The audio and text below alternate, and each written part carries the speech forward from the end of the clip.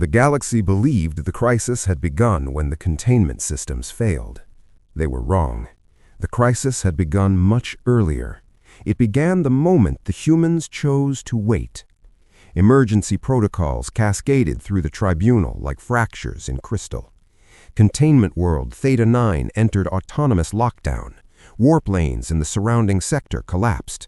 Observer links severed one by one as priority channels flooded with contradictory commands. Terminate, study, negotiate, delay. Delay was the word that mattered.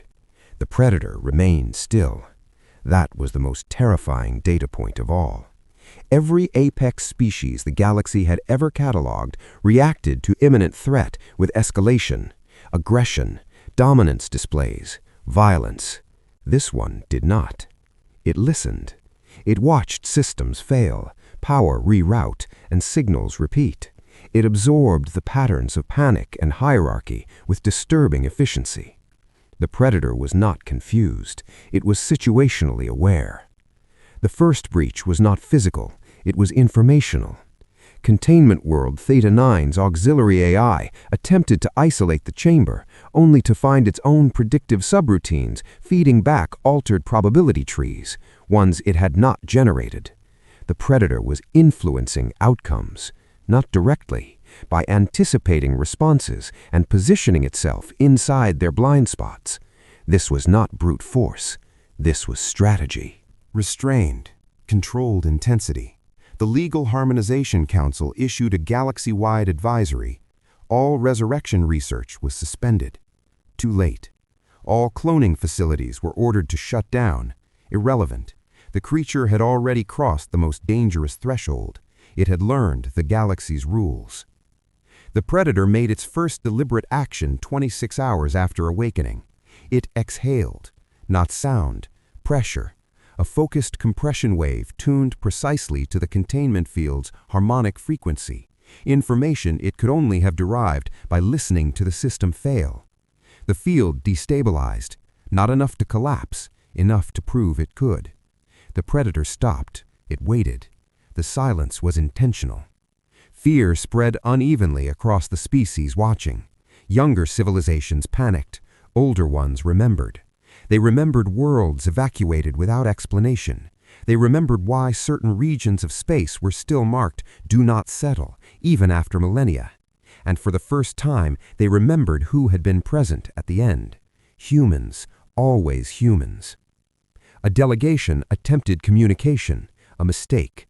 The message was layered with assumptions, dominance cues, submission hierarchies, offers of coexistence framed as control. The predator responded, not with sound, with posture. It turned its head, slowly, deliberately, toward the direction of the signal source. That single movement caused 3 observers to disconnect, because the creature was not responding as prey, it was responding as an equal. The humans finally appeared, not at the containment world, not in the tribunal chamber. They appeared in the archive. Every human record, every annotation, every quiet objection filed over centuries surfaced at once. Patterns emerged. Human history was not a record of conquest. It was a record of containment failures and how to survive them. Restrained, controlled intensity. A second pre-recorded message activated. "We are not afraid of this creature," the human voice said.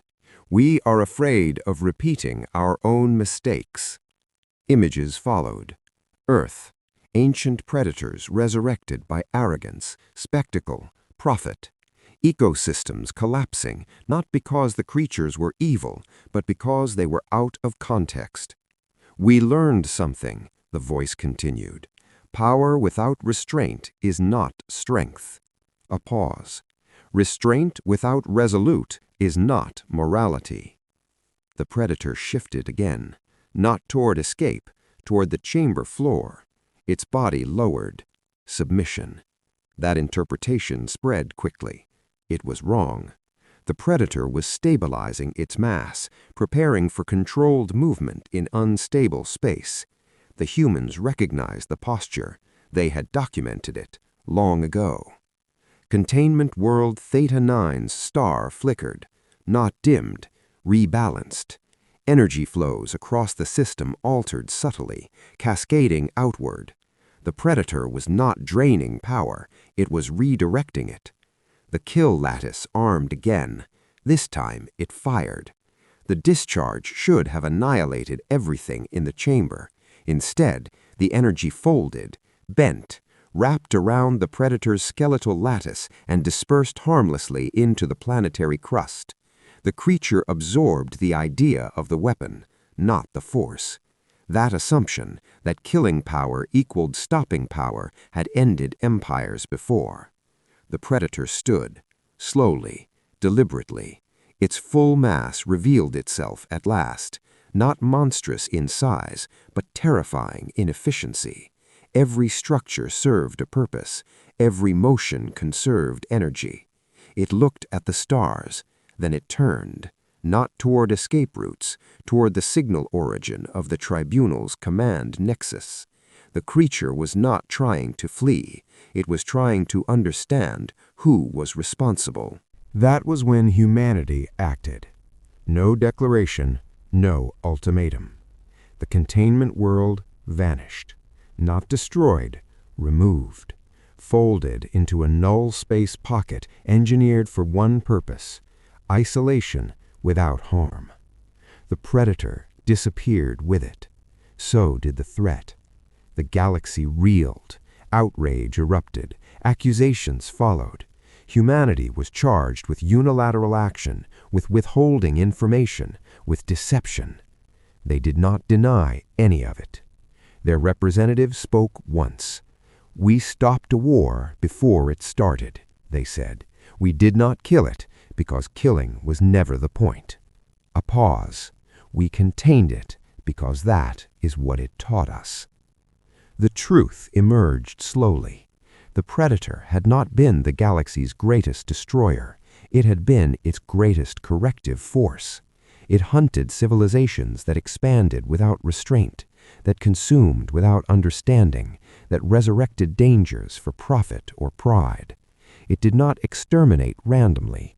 It called imbalance. The last time, the galaxy had united to destroy it, at tremendous cost. Humanity had been there, watching, learning. The humans revealed the final secret. They had not been the ones to kill the Predator. They had been the ones to end the hunt. They had shown it something new, a species capable of restraint, a species willing to choose containment over conquest. The Predator had stood down, and then it had died, not from violence, from choice. This time, the humans honored that choice. They built a prison without suffering, a world without prey, a place where the Predator could exist without destroying. They did not resurrect it to study. They resurrected it to make amends. The galaxy learned a lesson too late to forget.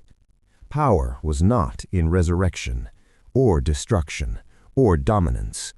Power was knowing when not to act, and when action could no longer be avoided. The humans understood that line. They always had. I record this now as an observer who once underestimated them. Humanity is not dangerous because it creates monsters. Humanity is dangerous because it knows how to stop them. And when restraint finally fails, they never hesitate twice.